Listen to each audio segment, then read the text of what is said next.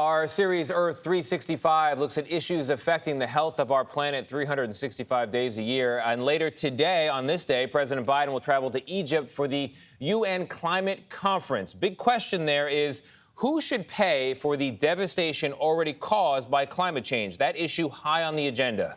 Poor countries who did not contribute the most to climate change want financial help from wealthier nations who did. Senior national and environmental correspondent Ben Tracy spoke to one world leader whose country has been hit hard. We cannot wait for speeches when the sea is rising around us all the time. It was a brilliant bit of stagecraft. The foreign minister of the Pacific island nation of Tuvalu, knee-deep in water, warning world leaders that his country is running out of time. Some of the poorest and most impacted countries on the planet are demanding that richer nations pay for the irreversible harm their pollution has already caused. The UN calls this loss and damage, essentially climate reparations. We are going to suffer. Our people are going to suffer. Sheikh Hasina is Prime Minister of Bangladesh, a country battered by climate extremes, including devastating cyclones and rising sea levels predicted to swamp its coasts. You're talking about millions of people having to move away from the coast. That's true. Already people are suffering. They should think about it. It is not to just make promise. It's time to take action. By they, she means countries that got rich by burning fossil fuels and are responsible for most of the carbon dioxide pollution overheating the planet. The United States, the European Union, and more recently China are the world's top 3 historic emitters.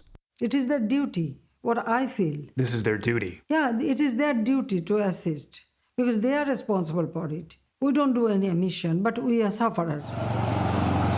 Bangladesh emits less than 1% of the world's CO2, as does Pakistan, still reeling from historic flooding that has killed more than 1,500 people in recent months. Loss and damage can no longer be swept under the rug.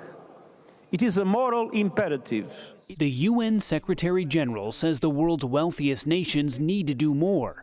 Some European countries stepped up this week in Egypt, but most others, including the US, have resisted direct payments, fearing they could be seen as an admission of liability.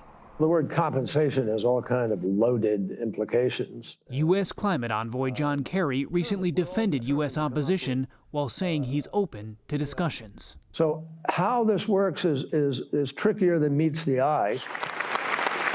But developed nations have already failed to make good on a promise made at a 2009 UN climate summit to provide $100 billion a year by 2020 to help vulnerable countries adapt to future climate impacts. Why?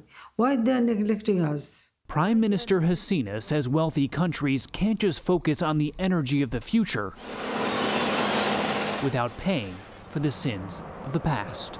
They had to take the responsibility. All these vulnerable people, those who are suffering because of the global warming, let them recover their losses and live in a better life. For CBS Mornings, I'm Ben Tracy in Washington.